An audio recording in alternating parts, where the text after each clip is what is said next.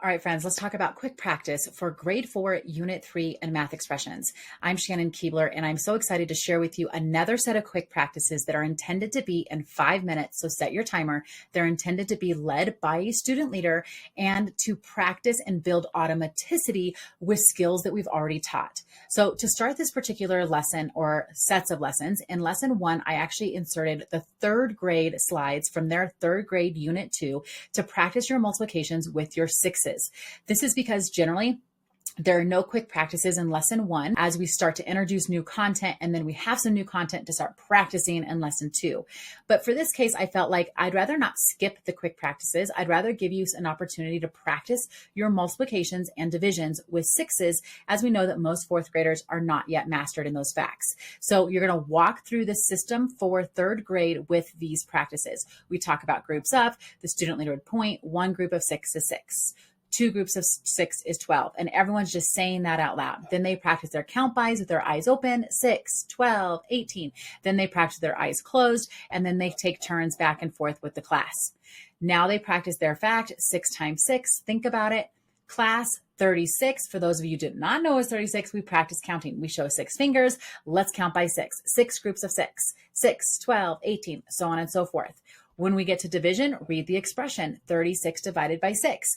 Class, put up a finger for every one. So we'd say 36 divided by 6. Think about it. Class, what's the unknown factor? 6. Let's count. 6, 12. So notice in multiplication, we know the groups. 6 groups of 6. Put up 6 groups. 7 groups of 6. Put up 7 fingers. And we put fingers down as we count. In division, we don't know the number of groups. So we know the group size is 6. We're going to count by 6s until we get to that target number of 36. We know there's 6 groups. So this is just practicing. We're obviously can go back through the slides and just point to facts and have kids recall as we've done the count bys already. Then we get to lesson 2, and this is when it really starts. So now the student leader is going to say, read the expression with me. Why? Because 4th graders are still terrible at reading the expression. They're brand new to learning it this way of writing division, and we always mix it up when we go to read it. So they would say 23 divided by 6. The student leader would say, what's the largest number we can put in the quotient? Think about it. If you have to give a scaffold, you're saying, whispering, class, you can count by 6s to figure it out. Okay. If you need even a bigger scaffold, you would write your count bys down the side of the page. So the student leader would start instead with, friends, let's list our count bys, because I rearranged these slides from what's in your teacher's edition to only be about one factor, so that if multiplication facts are still a concern for you and your students, you can practice the 6s for the whole slide and actually get better at your 6s. So in this case, the student leader would say, class, what's our count bys? You would count 6, 12, 18, and they would write all of their count bys down the side or on a whiteboard. Then they would go through this progression. Read the expression with me, 23 divided by 6. Class, what's the largest number in the quotient? Think about it. Thumbs up when you know. I see most thumbs up. I would say class, and the whole class would say 3. I can write the 3, or they could just say it. Class, 6 times 3, everyone would say 18. How many will be left over? Think about it. Class, everyone would say 5. Let's say the entire equation together. 6 times 3 equals 18. 23 minus 18 equals 5. So they literally walk through the steps. Now, you can change that progression however you want. We generally don't do the whole thing, and all of this is supposed to be mental. So it's supposed to be 23 divided by 6. Think about it. The class puts up on their fingers, like right here in their heart box, not up in the air, how many.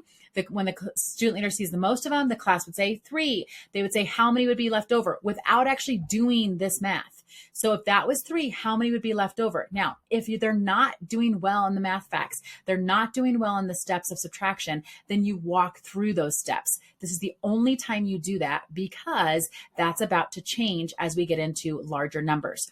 You practice again for their 7s. You can list their count bys as needed. You practice coming up with the largest number in the quotient. Will there be any left over? You can either do it as mental math and they show in their fingers, or you can walk out the steps. Either way, you have them recite what just happened for the kids that are still not catching on.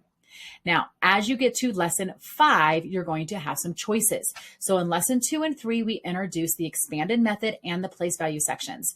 The quick practice technically is doing it even with a digit by digit, but we know that our standard does not require that yet. And I find that most 4th graders prefer to do either the place value sections or they choose to do the expanded. So I've made those quick practice slides one of each. You're going to choose which one you want. So if your class is mostly practicing the expanded, you'd stay on this slide. If you feel like we barely just learned the place value sections and most of my kids are there, you would do this. Now, you could also choose to do the problem in the expanded and do the exact same problem in the place value and practice going back and forth. Quick practice is about repeating the things you've already learned. Okay, so in this case, it's coming up with that first number in the quotient. Class, read it with me. 342 divided by 6. Can we take out hundreds? No. Can we take out tens? Yes. Class, how many? Think about it. Okay, so they're thinking I have 34 tens to share with 6. How many can I take out?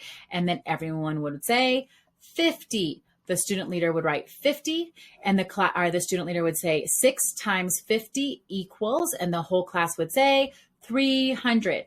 How many are left over? Or you can say, will there be leftovers? How many are left over? They should not have to do any actual like crossing off, regrouping, etc. We just say 42. Next problem. Now, you don't have to do this step. It can just be what's the most difficult part, which is coming up with this first number and then doing the actual tens multiplication. 6 times 5 tens, class, 30 tens. Okay, so same language we used in unit 1 when we were starting to practice all those multiplications with multiples of 10, 100, and 1,000. You would continue this now for every problem. So as we go, you could do 1 day of expanded, 1 day of place value sections. You choose. I even gave you the scaffold of the multiples chart that you can get in the lesson. So if you're a part of the Math Genius Squad, you know you can go grab and watch the video for the lessons in which we introduce this. Lesson 3.2, and I teach you how to use the multiples chart for students that are still having a hard time coming up with those numbers. If the quick practice is too hard, you would have this filled out or have class say it's with you, corally respond, and then they'd use the chart to come up with that first number. So notice, we're not going through the whole process. We're going through just these steps. So we would say, class, read it with me. 342 divided by 6. Class, can we take out hundreds? No, because I have 3 hundreds to share with 6. Class, can I share out in tens? 34 tens. Think about it. Class would say, yes. Class, how many tens, right? So now they're going to say 5, which is 50. So there's 0 here. Can we take out in hundreds? No. Can we take out in tens? Yes. How many? 50. Class, by 50 times 6, everyone, we would have 300. So I know that 342 goes here. I'd write 300 here. Class, will there be leftovers? Yes. Next problem. 499 divided by 6. Class, can we take it out in hundreds? No. Class, can we share it out in tens? 49 tens. Class, think about it.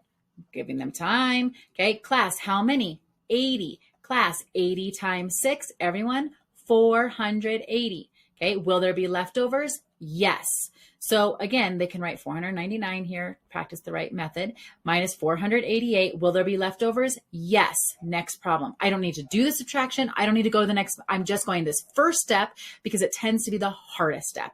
Do I take it out in hundreds? Nope. Can I take it out in tens? Yes. How many? Let's put it here, then let's subtract.